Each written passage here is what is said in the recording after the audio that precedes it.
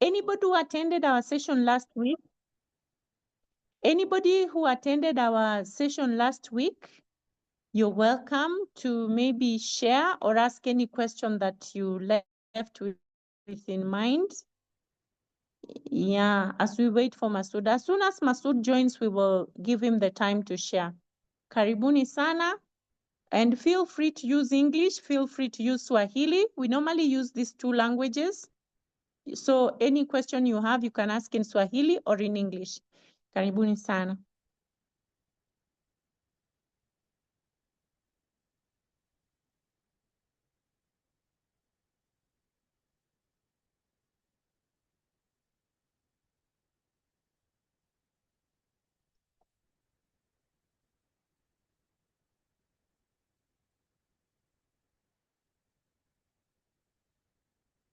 Okay, I see people are quiet.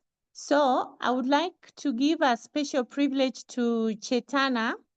Chetana, please, if you're able to speak, you could introduce yourself and tell us your experience about dyslexia. I know we met only this week. I think it was yesterday, but just introduce yourself and give your experience about dyslexia and even inclusion in general. Chetana, you're welcome.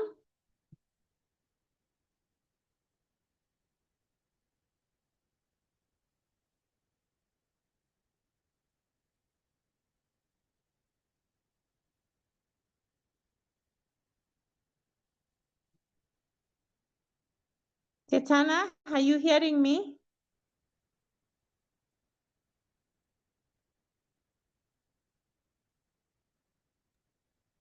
Hello? Maybe she, Hello, yes. hello. Yeah, I can hear you. Sorry. Yeah. Uh, I'm just learning. This is very new topic to me. I don't have any Okay. idea about dyslexia, and I'm just following whatever you are saying. I'm still trying to analyze what it is, and I'm just learning with every session what you're just sharing, and whoever is the speaker, I'm just trying to understand what they're telling so far. So I'm yet to I can't just share it like that only. All of a sudden, if you ask me, so it's difficult for me. Uh, No worries. so yeah. No worries, Chetana. It's fine. Don't worry. There's always a first time. Actually, there's always a first time. Myself, I heard about dyslexia in 2021. Maybe I can Mm-hmm. give my founder story. Let me give my founder story for the sake of those who have joined today. I see we have many people who are joining us for the first time. You might be wondering where did this big term come from? So don't worry if you're hearing about it for the first time. I personally heard about it in 2021, and I heard about it not in a very good situation because I had been struggling with my son, especially his academics, and the schools were complaining about him. And I was looking for a solution for him. Personally, when I used to teach him, I could see that there's just something not right because I used to teach him. I like what we cover. If we say 1 plus 1 is 2, I see like we've understood each other. He has gotten the point. But later, in like 5, 10 minutes, when we go back to that same 1 plus 1, it looks totally new to him. Like it's something he has never had in his life. So I was wondering what is wrong with this. And then when we started with my boy, I was just like, what's wrong with my son?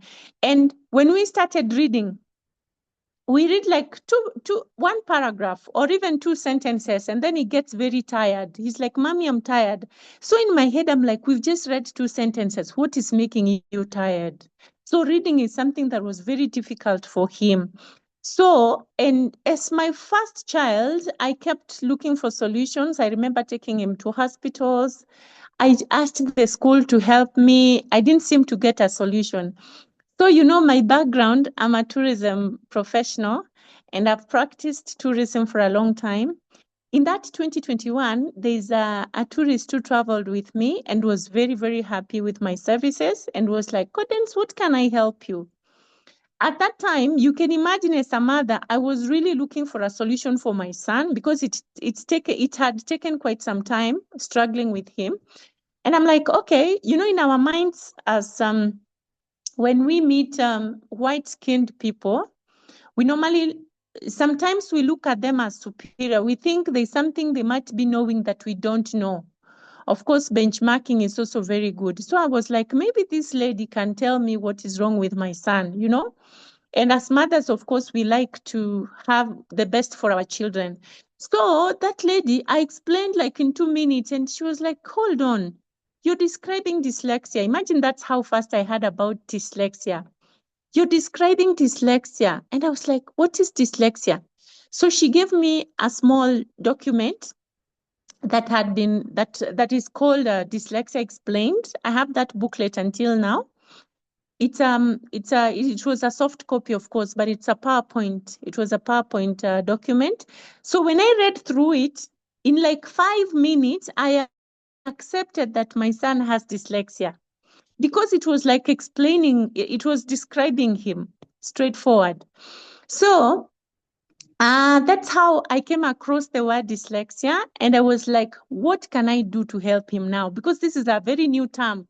And from the experience I've had with my son, this new term doesn't sound very positive. So as a mother, I thought quickly, what can I do? And I spoke to a friend of mine. This friend of mine, we are in touch with her until today. Actually, even today, we were in touch with her.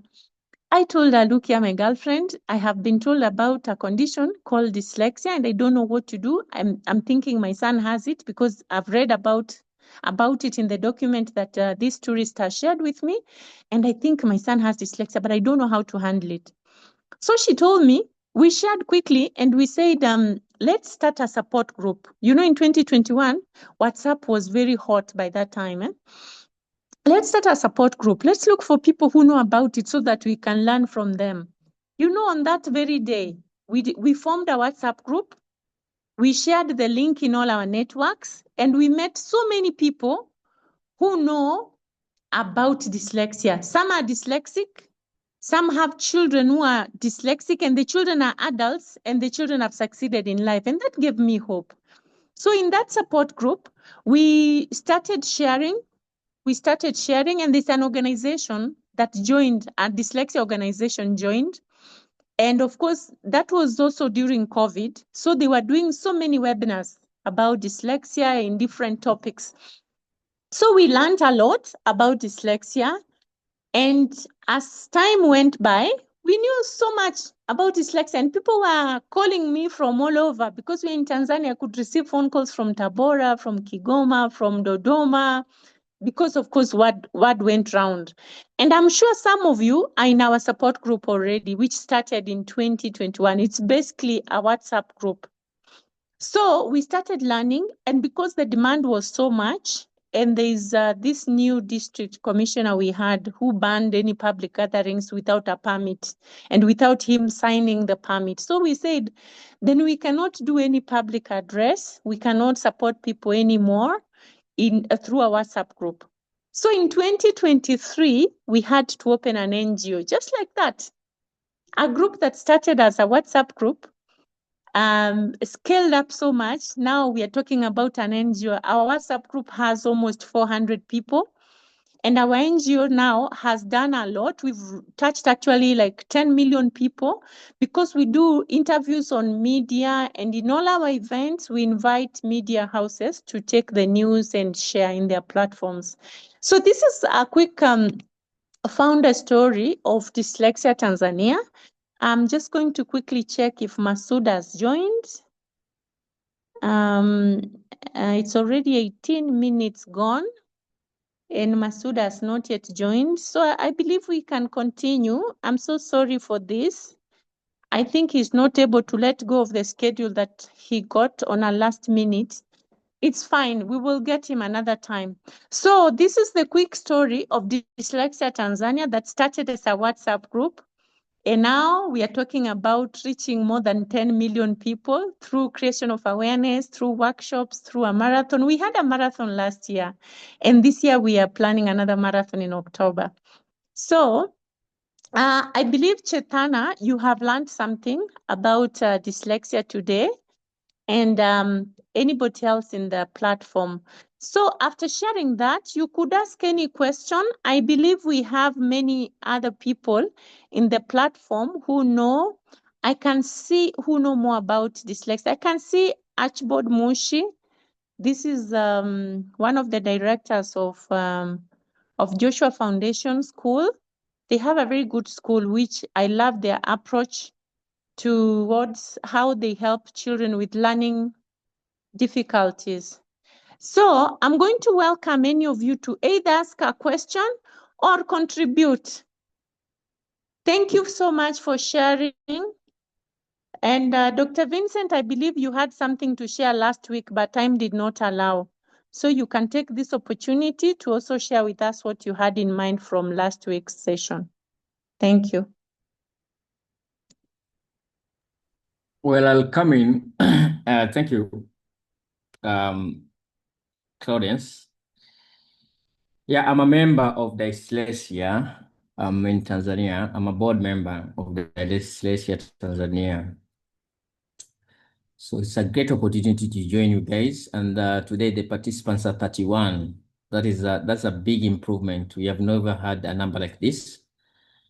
And well, the experience that Claudius has given with all the other parents that were giving last week, I'm forgetting the name of the parent who was giving her testimony last week, It's but Fatma. Fatma. There were some things that came up in her discussion, although I didn't get time because I was rushing somewhere, but there was kind of things that came out, and there's really a need for us to come in as a people, as a maybe professionals, as stakeholders, as parents, to see how best we can do a sensitization right from the word go.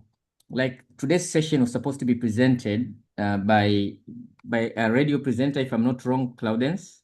Yes, Masood Yeah. Kipanya.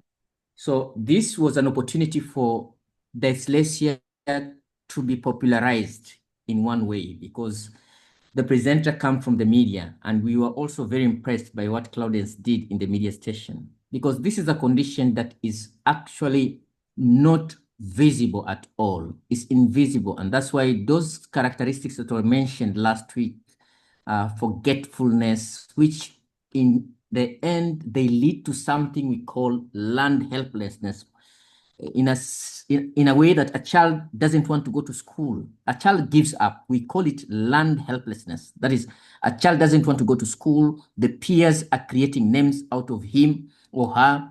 The teachers are getting very demoralized. They are giving up on the child. Why? Because the condition is not well known. The condition is not well popularized to people to know what is this that we are calling dyslexia. How does it present itself? What are some of the strategies that I can use at home, home-based intervention as well as school-based intervention, where now in some schools you find in developed countries, there is what you call an interdisciplinary approach. Interdisciplinary approach, I mean, a scenario where we have occupational therapists. Now, dyslexia and the influence of occupational therapists are very important, because the OT comes with some kind of interventions which are going to assist to bring the concentration of this child, because most of the things that children with dyslexia pass through, and I can say that in some instances, and I've said this in this forum, I think some time back, in some instances, dyslexia is brought about as a result of the pedagogy that we use, because the environment that a child is in, I hope we have educators in the forum also. The environment that the child is in, either at home or in school, facilitates either the understanding of the concept or not understanding of the concept. There's a person who wrote a book called Ross Morrison. Ross Morrison talks about information processing theory. He talks of how the information is processed, and he says that information will be processed based on your age. I mean, it comes with a theory such that information comes from the environment, it comes to the short-term memory, which is the working memory. But if it is not rehearsed, if it is not practiced, if it is not retaught again, if it is not given strategies which are going to be visual, kinesthetic, auditory, this information will get lost before it reaches to the long-term memory. Now, that is why I've said the pedagogy that we use in schools also matter, and some might be in a contributing factor towards some mild dyslexic cases, because dyslexic runs across the spectrum of mild, moderate, and profound. So before we reach the profound aspect where a child cannot decode, where it was stated by Fatma last week, that a child is given the word was, W-A-S. W-A-S is was. But this child is reading it inversely. If you read it oppositely, this word will give you the word what? Saw. Instead of was, the child is reading it as saw in a sentence. So such kind of decoding issues come as a result of what? Not rehearsing the words in terms of the phonological awareness, in terms of the digraphs, trigraphs, and so forth. It calls for a collective responsibility. I have mentioned the occupational therapist. Concentration comes in the sense that I am talking now. I'm not seeing you guys. You're not seeing me. But on your own background, some guys are doing their own things, but they're listening to what I'm saying. But if you pick a child with dyslexia, the concentration of this child is very minimal. It can run maybe approximately. If it goes to 2 minutes, then you have done a good job because it is easily distracted. So the occupational therapist now comes with different interventions in a way to how do we sustain this concentration, or how do we ensure that there's a selective concentration, because we have the sustained concentration and the selective. At the moment now, we are selecting what to listen to. Some are watching the news in their homes. Some are cooking and listening to me. They're selectively listening to whatever they want to listen. That is selective attention. But now to the child with dyslexia, and what is very important, because you will come with interventions such as maybe eye-hand coordination, where the eye has to see what is there for it to coordinate. In that capacity, the child the child is made to focus. It develops the focus and so forth. If the focus develops, then the concentration automatically comes in. So it's a condition that requires an interdisciplinary approach from the, even the counselor should come in, because such children end up becoming frustrated and they lose what you call self-esteem. Yani in Kiswahili, it is something, I don't know what self-esteem means. Kutojiamini, I don't know, Claudians, I don't know. But they develop something that in them, where the peers are, they can't be with their peers. They just feel as if they are not part of their peers. They just feel as if I'm an odd one out. And to make it worse, maybe some educators, this is a child who cannot read, but you find an educator also insisting that we are reading a passage aloud, and in this capacity, Claudence, I'm using your name, sorry, you're going to read for us. And maybe Claudence is not in a position to read. What do you think comes into this child? Frustration sets in. Tomorrow, this child will not want to come to your class because the child feels intimidated. I'm going to be told to read again. I don't know how to read. But the teacher doesn't understand that I don't know how to read. So what happens? Mommy, please, I don't want to go to this school. Learn helplessness. I can't be supported. I don't want to go to this school. I'm being laughed at. The teachers don't support me. I become stressed, frustrated. What calls for that? The influence or the coming up with the counseling now, the partners in. And that's why occupational therapy comes in, counseling department comes in. The school teachers have to understand this condition is manageable. It's a condition that is manageable. And we need to develop positive mindset towards all the conditions, not only dyslexic, all the 13 conditions that have been mentioned in the Individualized with Disability Education Act, or in International Classification of Function and Disability and Health. These two documents are very crucial in as far as disability studies are concerned. I will come in again, Claudians. I've taken 6 minutes to just to say last week. But somebody else can come in. Thank you so much, Dr. Vincent. Dr. Vincent is speaking to us all all the way from Mexico. Thank you, Dr. Vincent. I wanted to say that you reminded me something. Actually, my son at 9 years old, he refused to go to school totally because he was frustrated. The teacher was not understanding him, So the environment at school was very, very difficult. I even was forced to move him away from that school. So that's why we do workshops with teachers so that when teachers understand, this condition becomes very, very manageable, as you put it. So, but when the teacher doesn't understand, it means he will even allow other children to laugh at him. And this now affects their self-esteem. Their mental health is affected. Like you say, it's a multidisciplinary condition. It needs a multidisciplinary approach. So here you come again to talk about mental health issues. When my personal experience, when my son was very much affected, I had to get a child psychologist who talked to him for a certain time, like it was about a month, and now he started believing in himself. When the peers laugh at his handwriting, when the peers laugh at him, he starts thinking, I cannot do it, I'm not worthy, the self-esteem issues. So I had to get a child psychologist to talk to him. But again, because the condition was too bad, the class teacher was not kind to him, and their relationship was bad, I had to move him out of that school totally. Yeah. So thank you so much, Dr. Vincent.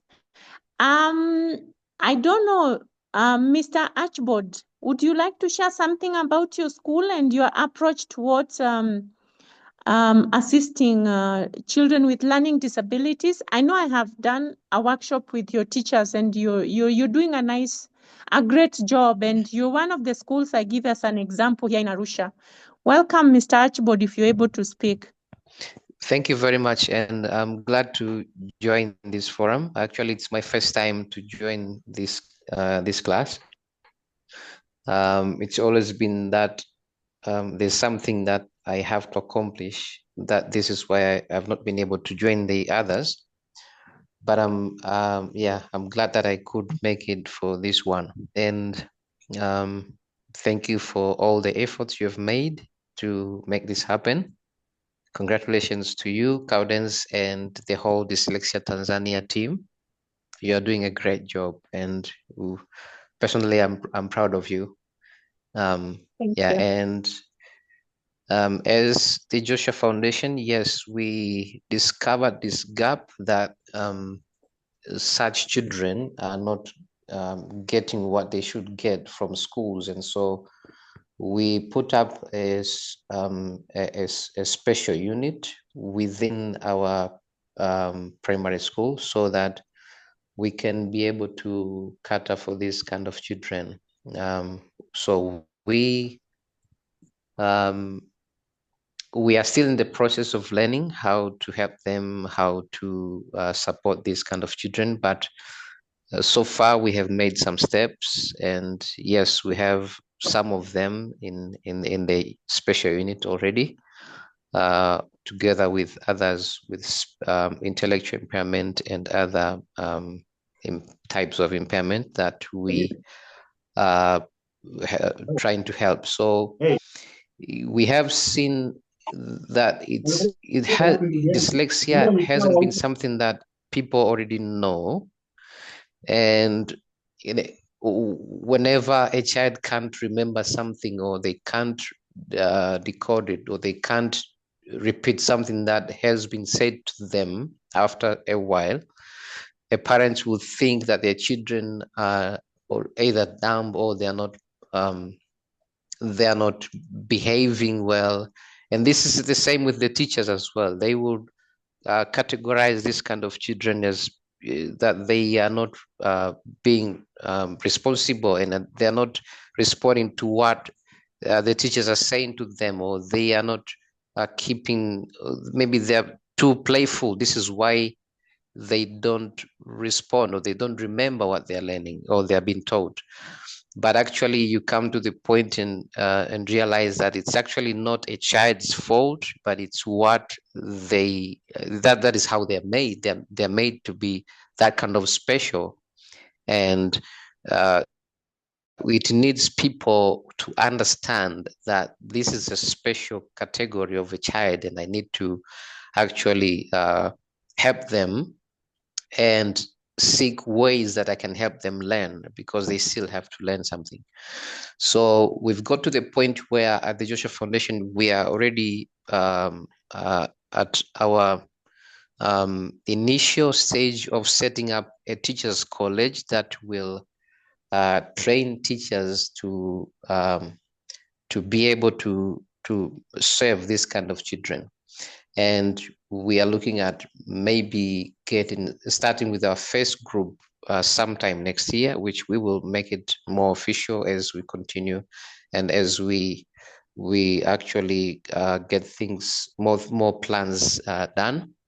And we are also expecting that we will collaborate closely with Dyslexia Tanzania, so we work together at some point and help train teachers who can actually go out to schools and be able to identify these kind of children and actually help them so they can become people who can live in the community and accomplish some things in the community.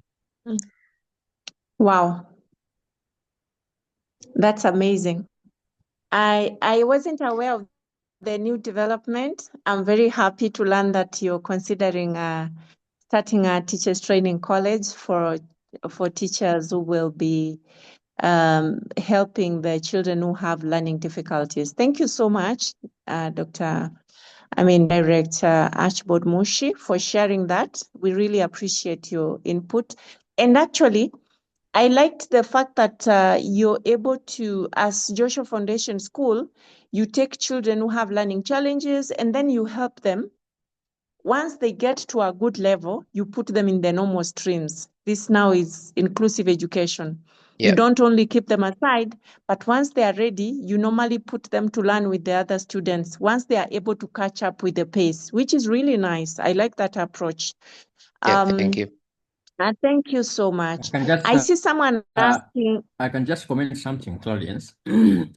Yes, please. About the foundation.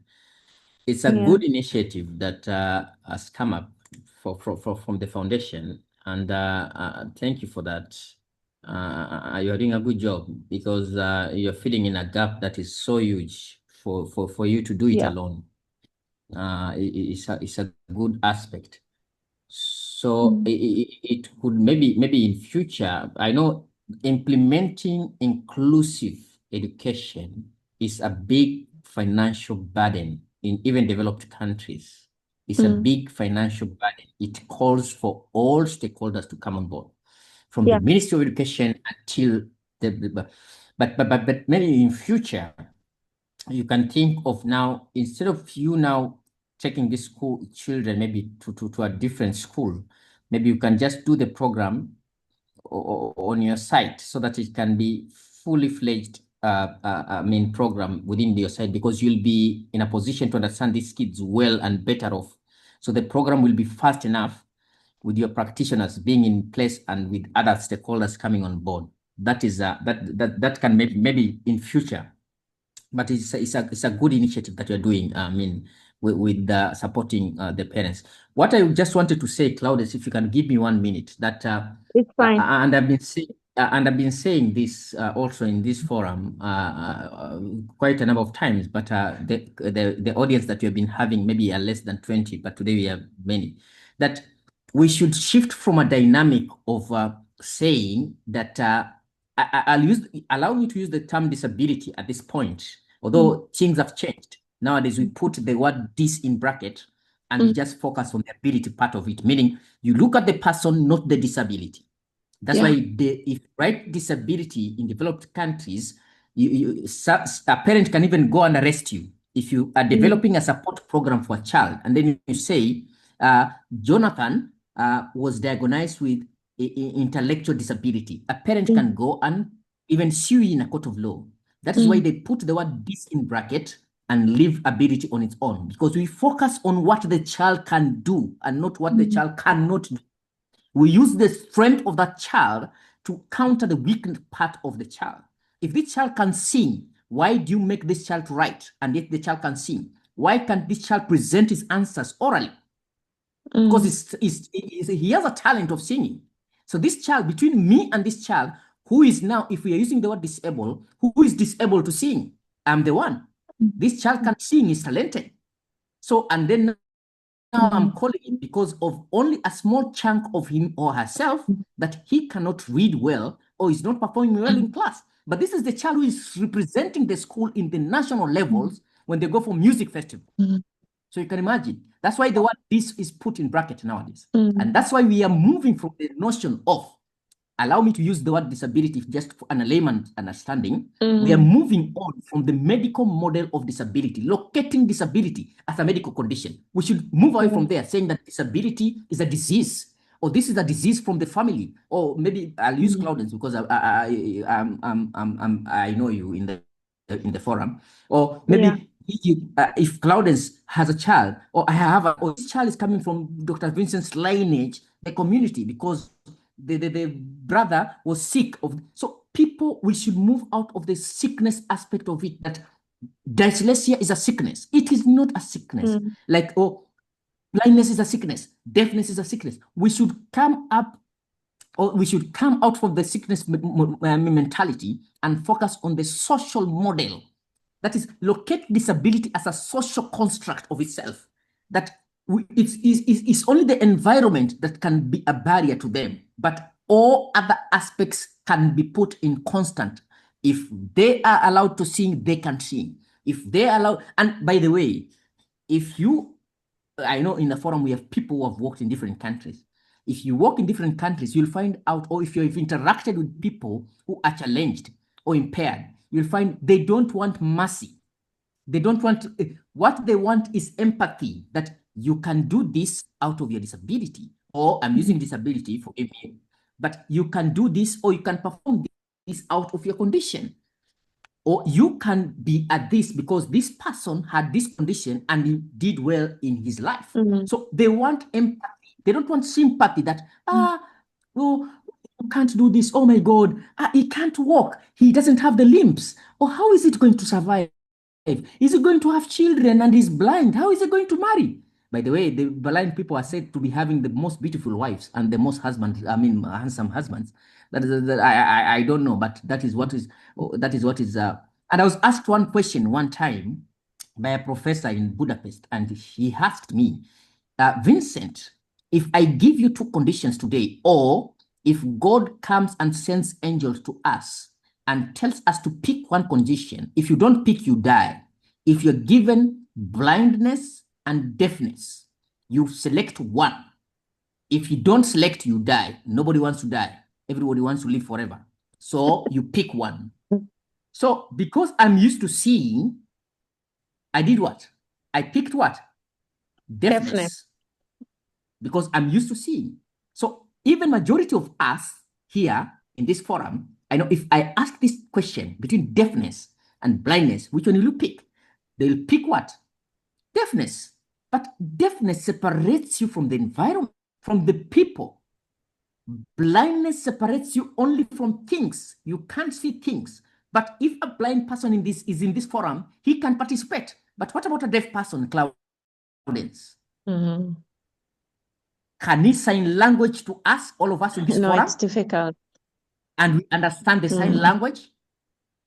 That is why in developed countries, we have also sign language as part of another language. It is part of a language that in any forum, we must have an interpreter, because we don't know who is in this forum. It might be a deaf person. It might be a blind person. It might be somebody who cannot climb upstairs. That's why forums are normally allowed, are normally suggested to be done on the floor, ground floor, so that any person can attend to. So my parting shot is we should move from the medical model, that is disability or impairment or a challenge is a form of disease, that these people are contagious. Like yesterday or the other days, we were celebrating the World Vitiligo Day. The World Vitiligo. Vitiligo is a condition where there's a skin pigmentation deficit in a person. It just starts with a dot, but the more the stress, the more the pigment it spreads. But when you meet a vitiligo in the cars that we have, the daladalas that we have, some people will run away. that they don't want them. They don't want to sit beside them. And this is a disease that, I mean, it's a condition, sorry, it's not a disease, it's a condition that is not contagious. You can't be affected by it. But if you see a guy with vitiligo with patches, different patches on the body, you start running away. Some start calling it a disease and say, this person has been bewitched. He stole something. Oh, I know him. He was talking so bad about this mother. Oh, you see, so many traditional notions and stereotypes are the ones which are dragging the continent behind towards the social model, which is now being implemented in so many countries. And then now the humanistic model comes in, the human rights model, that out of the social model, these people also have their rights. And that's why people also came up with the human rights model of disability, that in as far as we are putting them on the social context, what are some of their rights? If I enjoy the right to live, why can't they live? Why do you kill a person who has been born blind in the lineage or in the community? Or why do you segregate the mother within a community and so forth?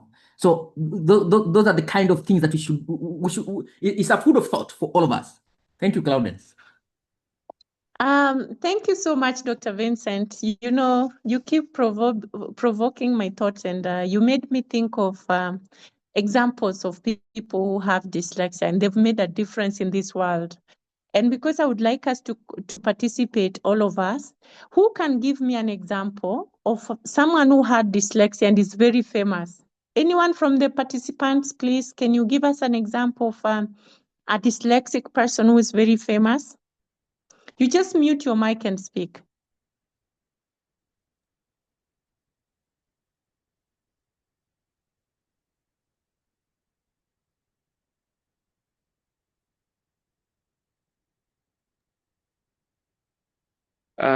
Yes. Hello, everyone. Hello, Dr. Felbert. Yeah. I know some. I think I can proceed. Yes, please go ahead. Okay. In Tanzania, not muchly. I know them. I know few of them, but I can speak in to those who are famous. I read in a certain book they were describing about this famous scientist, Albert Einstein. He was also described as a slow learner, but I think all of us here, we know what Einstein has done, especially to the field of science. But also there is this Thomas Edison. And I remember if you read a certain book, it is said it says that Edison was told he will not do much, yet their teachers, his teachers, did not believe in him, and we know what he did out of his life, and this history proved them wrong. So I think one among the famous people that did a lot of things, great things, that is this Albert Einstein, also Thomas Edison, and some of their teachers did not believe on them. I mean, there are some teachers discouraged these people, and I can relate this to the teaching field. We as teachers, we have been the source of discouraging these pupils, people with these pupils with dyslexia challenge. I think we as teachers, we have a great part. We have a great impact to motivate these pupils, because you may never know. In your class, maybe you may have a child who writes very slowly, maybe sometimes stares quietly at the board, maybe also with a very bad handwriting. Also, maybe you can have a pupil who asks questions from others who have already understood. Maybe a child who might need more time, more explanation, maybe more reassurance, and too often that child is labeled as slow. But let us be reminded, slow does not mean incapable. Slow, it does not mean unintelligent. It simply means different. And I can say different is not a weakness. To my side, I term it as a strength, which is waiting to be understood. Mm. So most of us, we don't see on the other side. We just see on the first part of the coin. But just think of a seed buried deep in the soil. It does not sprout out when others do, and perhaps it does not bloom on the same day as the rest. But when it does, maybe it grows strong, it stands tall, and it often surprises us with the beauty it holds inside. So I can say we as teachers, we have a great impact, we have a great part and a great role to help and to help out to discover the hidden potential in the slow learners. You know, we as teachers, if we motivate these pupils, these pupils or these people with the challenge of dyslexia, they just needed to be motivated. They just needed to be given more time. I think most of us here, we have heard about Dr. I think Ben Carson. Dr. Ben Carson, he was also termed as a slow learner. He had a certain challenge of learning things, but Carson, what he needed, he wanted to be motivated and being encouraged, being told that you can do. So, dear teachers and other people, we have to motivate these people. These people with the challenge of dyslexia, sometimes they just needed to be motivated and being told that you can. I remember I had my pupil who had the same challenge. Now, to my side, it was not a challenge, but to other people, it seems like it is a challenge. But to my side, it was not a challenge. It was a part of exposure to expose to share out my views and help the pupil. What I discovered after helping that pupil was that he felt that now I can do better. He felt like he was one among the other pupils. He did not feel like he was different from others. So we need to motivate them, show them that they can do, not show that they are different from others, just putting some things in a line. And I know through motivating them, through encouraging them, we can make a great people out of them. Thank you so much. Thank you so much, Dr. Philbert Kimambo. Thank you so much for sharing that powerfully. And actually, the way the teachers told Thomas Edison, it explains so well the role of a parent in the success of a child with learning difficulties. You know, the note he came with at home was written, this child cannot be taught in school. He cannot understand. He should not come back to school. And you know, because he could not read at that age, the mother read it, and of course it pained her. But you know what she told the son? That my son, you're such a genius. You cannot learn with the rest of the students at school. So I will be teaching you at home. So imagine she thought that boy until he's the one who discovered the bulb, the electric bulb that we have now.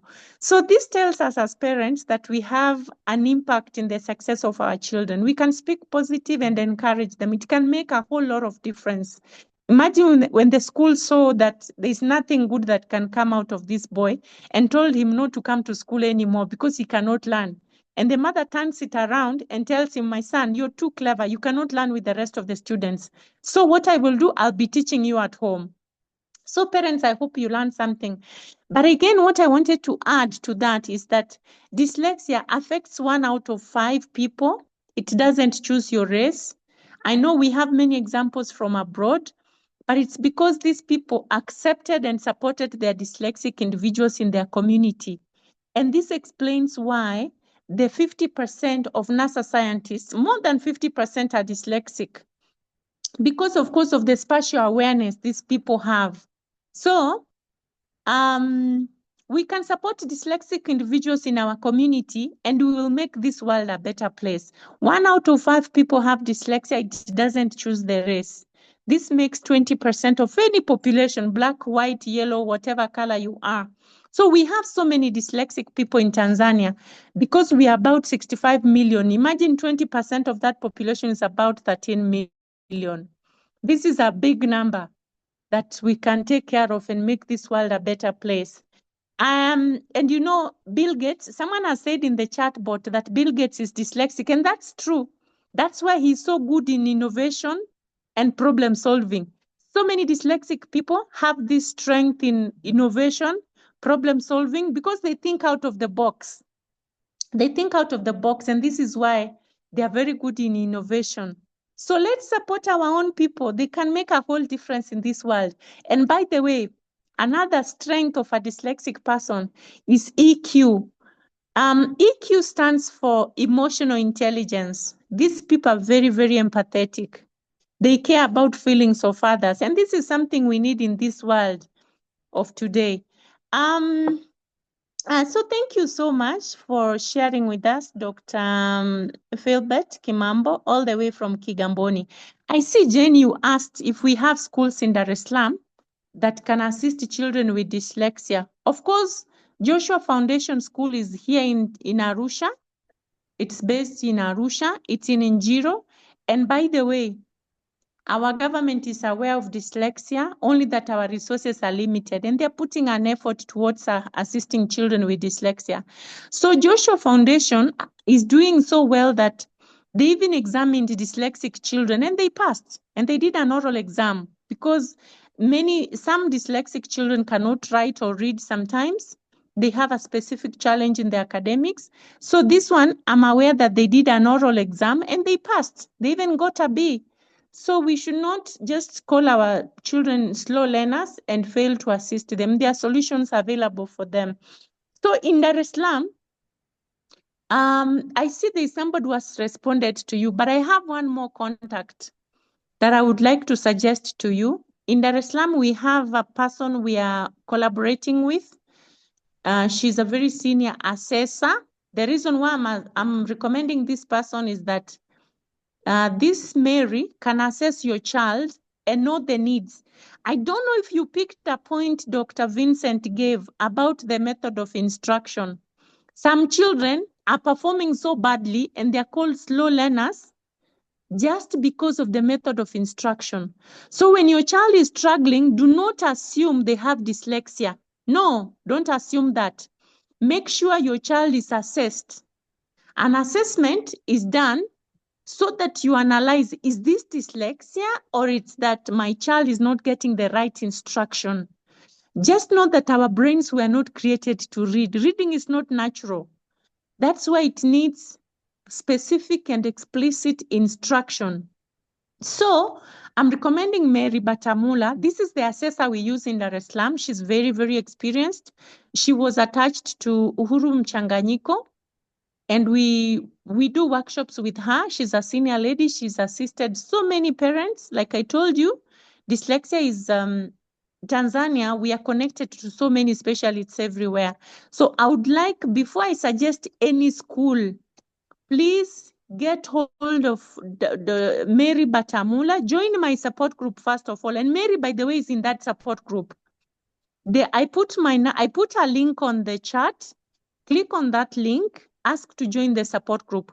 Sister Mary Batamula is in that chat group, and she's not the only assessor anyway in that chat group. We have many assessors, but I'm recommending her because she's specifically in Dar es Salaam.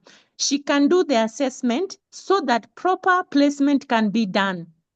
Don't just assume that every child struggling to learn is dyslexic. No, It's not every headache that ends up being malaria. So, and I also wanted to bring hope to you that it's not only abroad where people are succeeding. In the board of Dyslexia Tanzania, I know Dr. Vincent said is one of the members of the board, and we are proud of you, Dr. Vincent. Thank you so much. We have dyslexic individuals. And for those of you who attended our talent show, you saw our keynote speaker who spoke, Ali Hussein. He's actually very, very intelligent. He was our keynote speaker in the talent show that we had in May. He's dyslexic and he's doing his doctorate right now as we speak. And he's a senior person in Ubongo Kids, the Ubongo Kids program you see that teaches children through speech, through play. He's one of the senior people in that organization, and he was our keynote speaker. So we have dyslexic individuals in Tanzania. And actually, in my board, I have 3 of them. One lady who has dyslexia has 3 children who are dyslexic, and one has dyslexia, and they're very, very successful. I'm not talking about people who've not succeeded in life. They've succeeded in life. So if you have a child who is dyslexic, please do not give up on them. Keep supporting them. Teachers, you have a big, noble task that God has given you. Do not play around with it. Don't kill talents by saying these are slow learners. These are stupid. Mjinga huyu, ajiwezi, mzito. You know those bad words, eh? You're killing talents with your words. Teachers, we depend on you. We love you. And we know you're doing a job that is very, very noble. Like Dr. Philbert Kimambo said. Our time is over, but I'm going to give an open chance to anyone who would like to say something, please, before we close. Welcome. You just mute your mic and talk. Katana.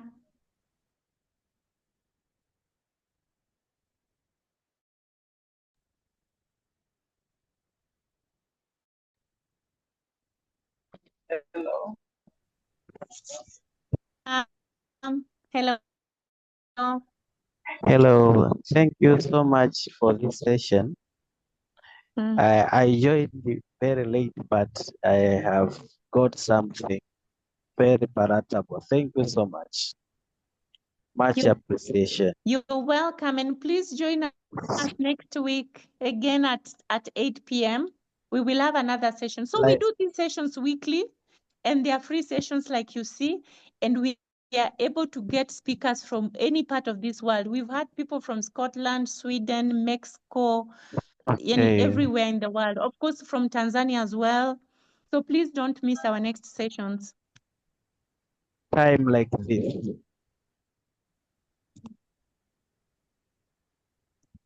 Hello? Sorry, Mr. Sorigi?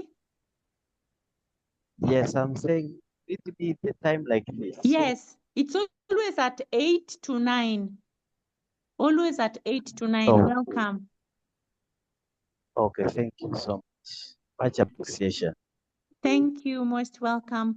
Umi Masimba, you're welcome. You're saying greetings from Tanzania. I'm Umi Masimba from Morogoro region. Karibu sana. And Nicholas Magarura is saying very informative to know Gates and Carson are dyslexic. I will have to catch up with my reading. I congratulate everyone for catching up with Mr. Masood's no-show. Hope he comes on at a later date. Definitely Masood will come on board. He's our ambassador as we speak. I had a powerful session at Clouds Media, and we are collaborating with them. I'm sure Mr. Masood must have gotten something very urgent that he couldn't let go. So he will speak at one point. And those of you who are patient, I will play something that Mr. Masood shared so that you can at least have him speak on this session, though remotely. Leonardo da Vinci was also a dyslexic person, but after being encouraged, he is now known as a nice artist. By the way, his art is the most expensive in the whole world, Leonardo da Vinci. So that's correct. Thank you, Grace. And he did a very special kind of art that is the most expensive. You just go check the price of Leonardo da Vinci's piece of art. Charles, we are having regular stream and not normal stream. If you say normal, that's there is someone abnormal. Charles, I I'm not sure I get you clearly, but thank you for your comment. God bless you, madam. That's Amida. Thank you so much. Great presentation from Jane. I'm Phoebe, and I appreciate you a lot for this session. I have learned much as a teacher. Phoebe, welcome. Thanks for the session. Very informative discussion. Thank you so much, my people, for joining. I'm going to welcome you for our next session. Please don't miss. I'm looking also for a teacher based in Arusha who can do private tuition for a child who has dyslexia. If you know someone, if you're in Arusha and you can tutor a child with dyslexia, please inbox me. I put my number on the chat board. Please inbox me, and then we will see how to help each other. Thank you so much. I ask if there is WhatsApp group created we can join, please. Yes, I've put a link. I've put a link on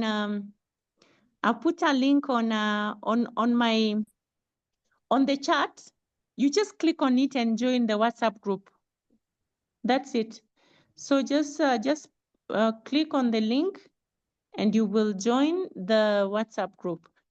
Otherwise, I'm so grateful for you joining and being patient all through, even after you discovered Masood was not there. So I really thank you. I don't want to take this for granted. Your presence was very, very important to us. Bukola Olajide is saying, well done, team. Love from Nigeria. Thank you for joining us from Nigeria. Terry is saying, hii ni kutoka mtandaoni. Mwandishi maarufu wa vitabu Agatha Christie alipata shida sana kuandika maneno kwa usahihi. Hakupenda kuandika kwa mkono, badala ya kuandika mwenyewe, alikuwa anasimulia hadithi zake kwa mtu mwingine ili amwandikie. Alitumia mashine ya kurekodi dictaphone kusimulia hadithi zake. Mwandishi mwingine au mhariri alimwandikia, kisha yeye alipitia na kufanya marekebisho. Alikuwa na mwandiko mgumu kusomeka na alikosea sana spelling, hali inayoashiria uwezekano wa kuwa na dysgraphia. Licha ya changamoto hizi, aliweza kuwa mmoja wa waandishi wa vitabu waliouza zaidi duniani. Of course, this is correct. I'm aware of Agatha Christie as being dyslexic. So thank you so much, Terry. Asante sana. Very nice. I wish next time we can adjust time instead of 1 hour. We can go up to 2 hours. Dr. Philbert, this is a very delicate request. People normally burn out after 1 hour. But we will consider it all the same. Wanted to speak, but seems time is over. Misongo Samson, this is your special time. Just say something before we go, please. Madam, I'm called Samson Misongo from Dar es Salaam. Yes. I just wanted to say something that you have talked about your child and you have given example. But there's one part that we have not discussed as we are doing discussion according to the experience that we have with those kids. Okay. We ought to have been knowing the causes of the problem. Yeah. So that we can also solve the problem. I was trying to analyze the causes that I've come across with that I can maybe cite shortly because the time is up. If we can take them so that when we come back next time we can discuss them. Number one, we have high expectation from the parents and the teachers at the current education system. That is making some people to get the same problem that we are facing. Number two, we have environment at school and at home that you have talked about your child. You have not talked about others. That's number two. Number three, system of education also forcing us to make sure to assume that all children can learn the same way. For example,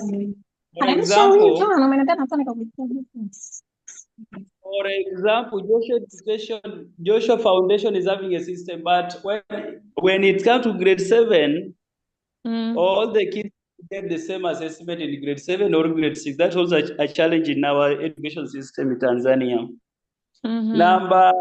Number 3 that we are supposed to know also among the teachers, we have what is called accumulation of the concept to our pupils or our students. Because when you check about our syllabus that we are using in Tanzania or other countries, there's a time that syllabus should be covered, but we are forcing the syllabus to be covered within a short period of time.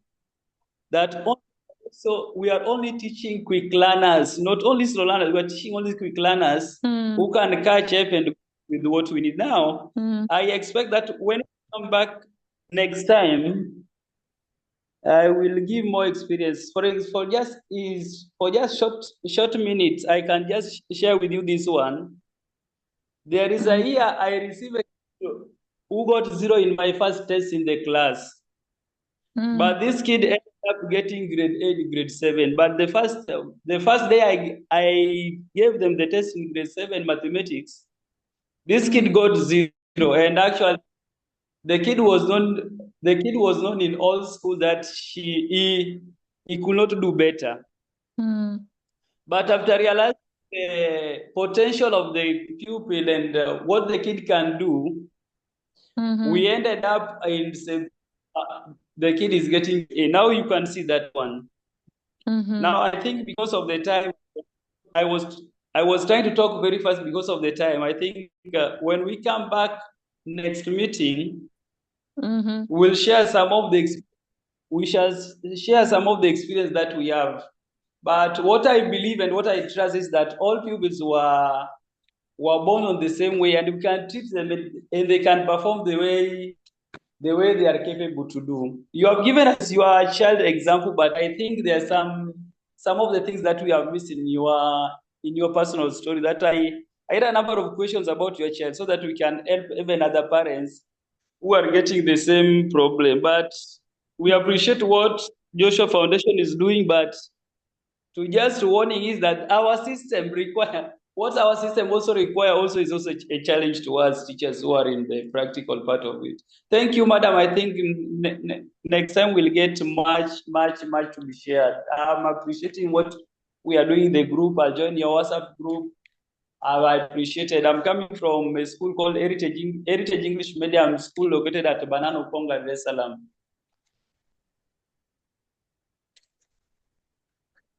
Samson, thank you so much for sharing quickly. I've put my number on the chat board. Let's get in touch so that you have more time to elaborate on the information that you have given. But I totally agree with you. We need more time to explain all those things.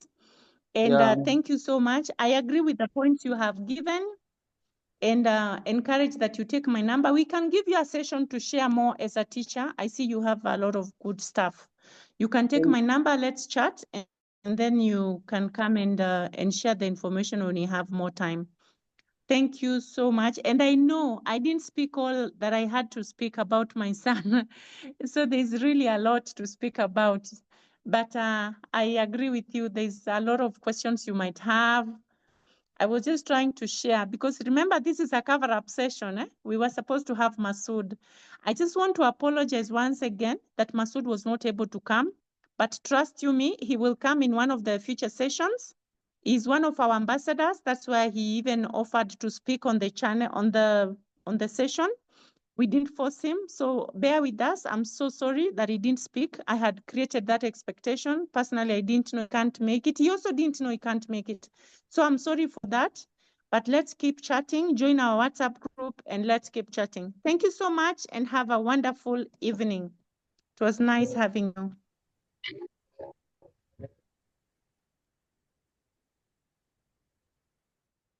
Thank you so much. Be blessed. Thank you.